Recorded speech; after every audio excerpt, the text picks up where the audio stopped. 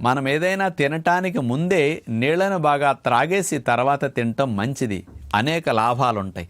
మొట్టమొదటి లాభం ఏంటంటే తినటానికి ముందు నీళ్లు తాగేసినందువల్ల ఖాళీ కడుపు మీద ఉంటుంది కాబట్టి నీళ్లు వెంటనే బ్లడ్లోకి వెళ్ళిపోతాయి. ఇది ఒక లాభం.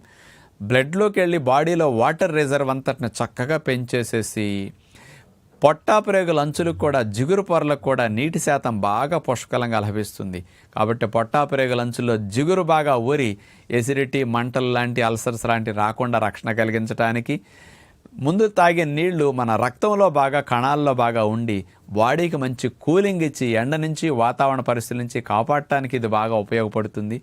ముందు నీళ్లు తాగటం వల్ల అసలు వేడి చేయటం అనే సమస్య ఎప్పుడూ ఉండదు. కాబట్టి భోజనం చేయటానికి ముందే నీళ్లు తాగండి, తర్వాతే తినండి. బ్రేక్ఫాస్ట్ చేయడానికి ముందే నీళ్లు బాగా తాగండి, తర్వాత బ్రేక్ఫాస్ట్ చేయండి. ఈవినింగ్ నీళ్లు తాగండి, తర్వాత డిన్నర్ తినండి.